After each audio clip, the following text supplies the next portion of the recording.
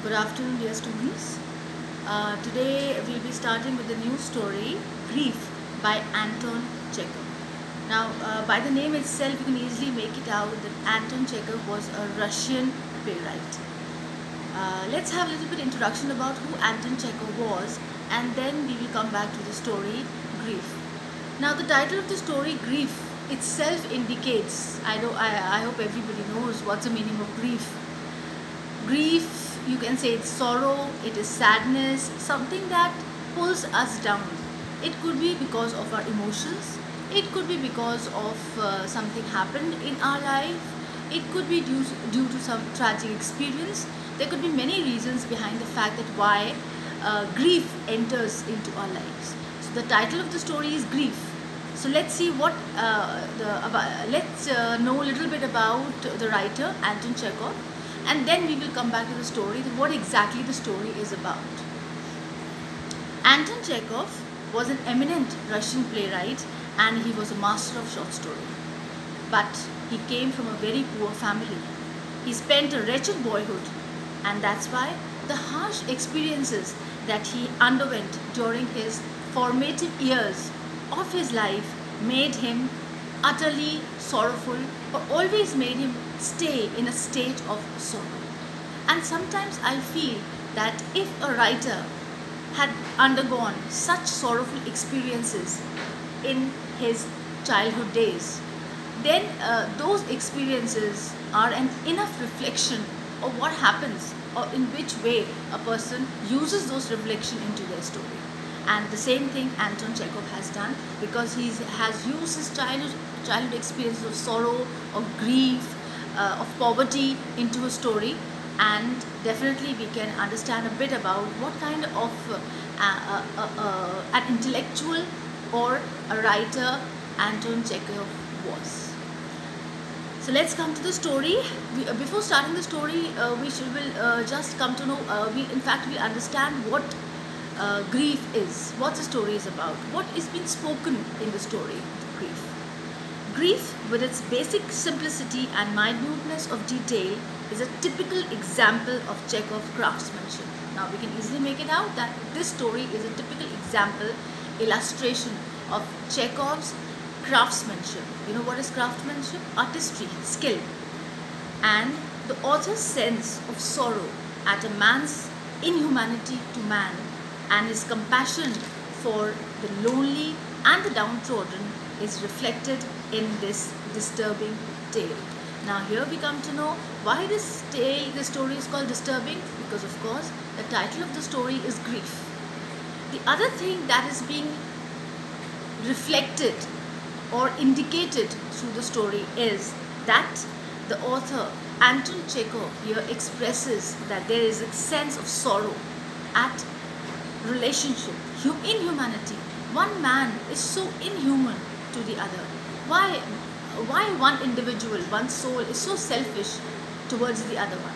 Why a man is so inconsiderate towards the feelings and the emotions, or what a person has gone through in his entire life? Why we are so self-centered? Why we live in our own cocoon, in our own world, and we become so insensitive and inconsiderate towards the feelings of the other soul? And of course he says another thing is that there is no compassion. You know what is the meaning of compassion? It means pity. Another word that comes here, he talks about, he focuses on loneliness. Of course, when we are in grief, nobody wants to be with you. When you're happy, everybody wants to be with you. So why not share the loneliness of other people?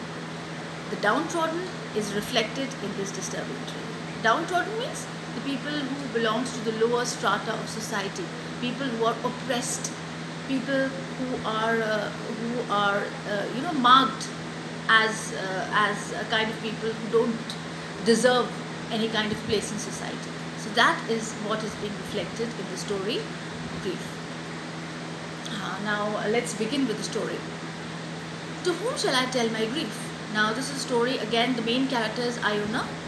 He's a cab driver.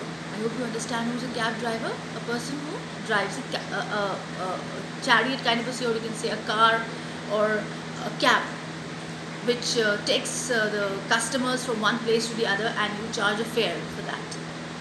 It is twilight. A thick wet snow is slowly twirling around the newly lighted street lamps.